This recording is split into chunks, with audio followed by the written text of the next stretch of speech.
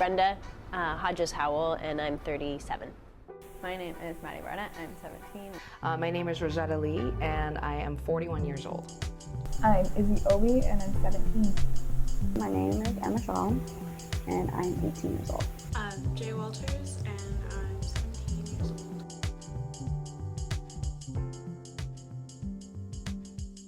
The first time I can remember it, I was 18. Probably when I was 14 and I was a freshman. The first time I experienced street harassment was probably when I was 10 years old. I had just immigrated to the United States, so it was actually one of my first American experiences.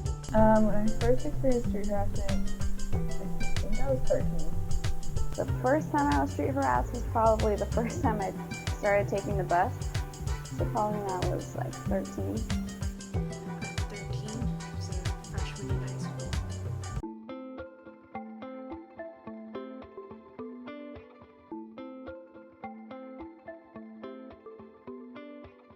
The one that sticks out the most to me isn't even probably my worst experience, but it's when I drove home and I have to park in front, on the street in front of my house.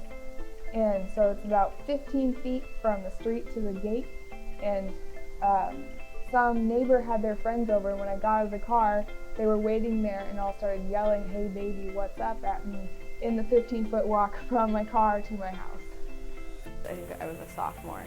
And there was this guy, and he had approached me and my friends a few times because we took a bus and he took the same bus. And then one time I was on the Ave and he saw me and got off the bus and started following me.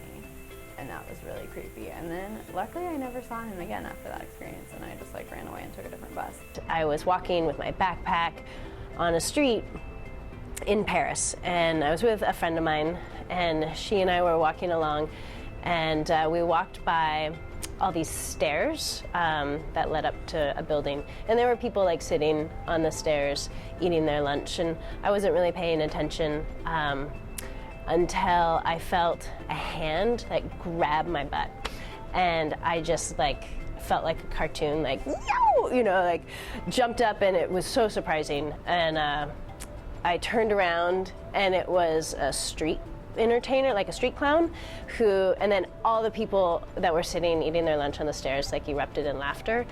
I think for me, the street harassment elements that stick out the most are when it's racially tinged. Just because I think there's a lot of media in the United States that imply Asian women are somehow sexually submissive, and a lot of the portrayals in a lot of media has been about prostitutes in Vietnam and things like that. When I was walking by, a lot of times there would be implications of those kinds of references. So those really stick in my mind because it wasn't just about my gender, it was about my race as well. One time that really freaked me out was when I was walking with my friend at Ballard, and it was kind of late at night, but it was still pretty light out, and it wasn't a bad time of day, and we're just going to this event. And this guy comes walking right towards us, and he has his hands in his pants. And then suddenly he whips his dick out and starts masturbating in front of us.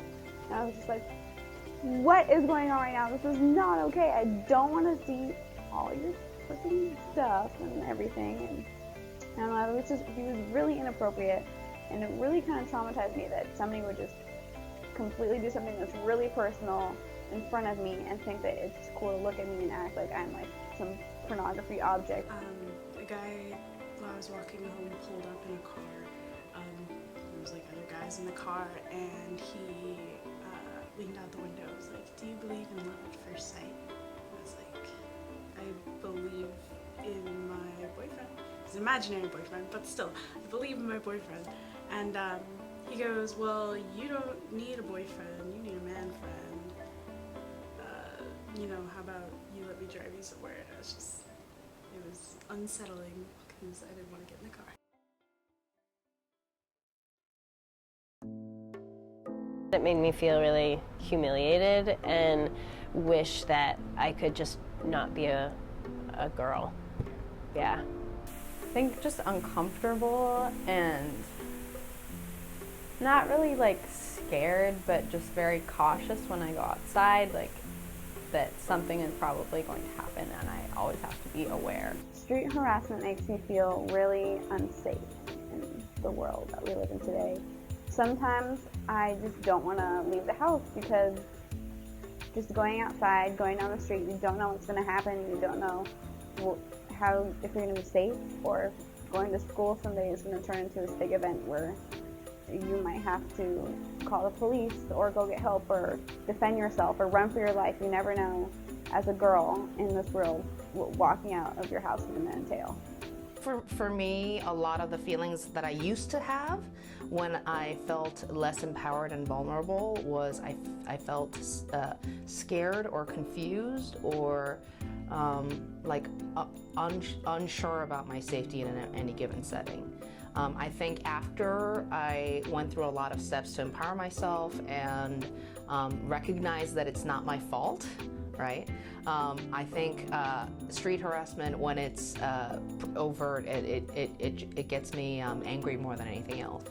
Like meat doesn't, it kind of objectifies, I feel it objectifies me because it's not usually based on any previous interaction. It's just like, oh yeah, based on the way you look, I'd hit that. It's like, well, you just kind of reduced me to my body, so I don't really want to do that. Thanks, though.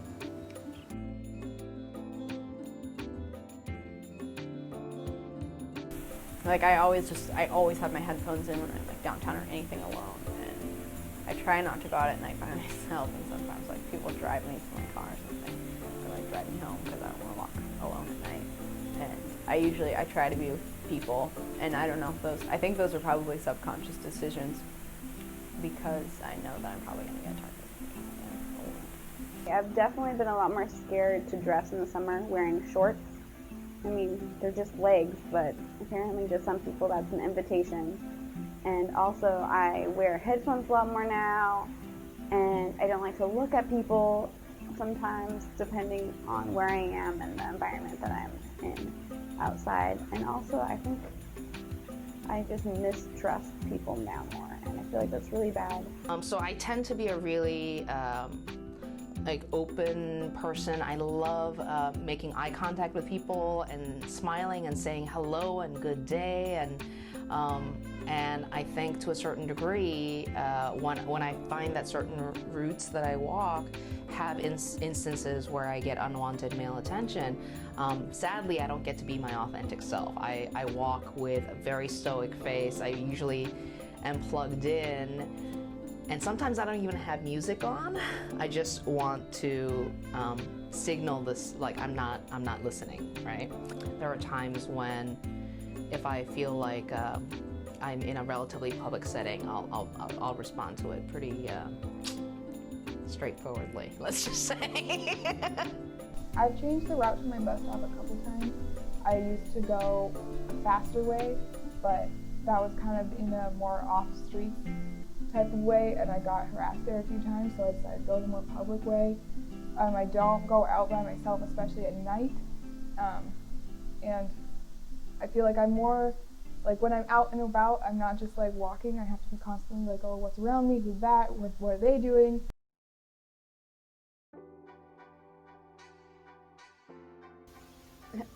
I've never taken street harassment as a compliment. I've pretended to take it as a compliment so they don't get mad and flip out on me. No. I mean, people will say things, but I mean, I guess you think it's a compliment, but in that setting, it's just creepy and it's uncomfortable, and you don't know how to respond to that. If I think about the comment, and if I think, oh, an older person could say this, a young person could say this, a woman could say this, then I don't take it as a harassment. I think about it as a compliment. But almost every single comment, I can't imagine any other demographics besides men saying that to me. Like, you got a pretty smile, or like I like the way that outfit sits on you. That's just not comments I get from any other demographics. So it's hard for me to take it as a compliment.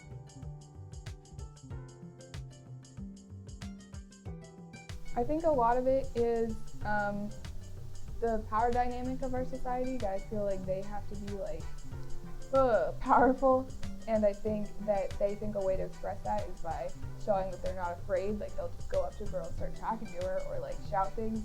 And I think a lot of it is like when you're with your group of friends, you can be like, oh, check this out, I'm gonna go shout at that girl or whatever, and they just feel like it's a way to show power and confidence when really they're probably more insecure, and so they're kind of overcompensating for that. For me, it's I feel like men are constantly threatened with you're not good enough, you're not man enough, and you have to prove yourself. And sadly, the way they prove themselves oftentimes is in the form of objectifying or demeaning women. I think street harassment happens for a number of reasons. I think it happens because of our media, what we see in the media.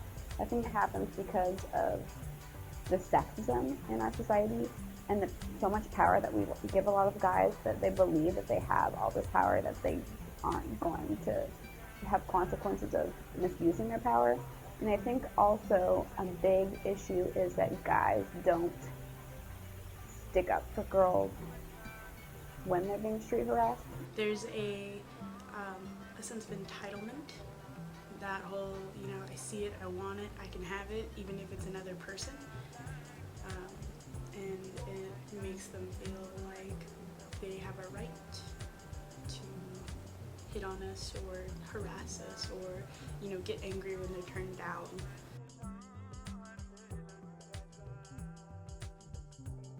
I would tell them to treat girls with respect and to stick up for something that you think is wrong. Stick up for girls. It's not okay.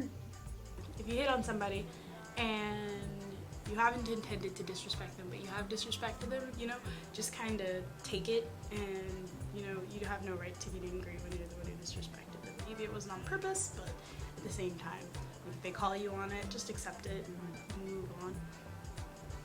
The thing that I want to, really ask men to think about is like rise to your better selves. Like, I think about all of the male friends that I've had, the teachers that I've had, the mentors that I've had, the family members that I had, and how they would do anything for me and stand up for me and protect me and all those kind of things. And I think about the masculinity that is in them, that is the right kind of masculinity, which is about, relationships and about moral fiber and strength in those realms that say, I refuse to live into this mythology that I've been taught. And I guess for me, I hope that more young men rise to that better part of themselves.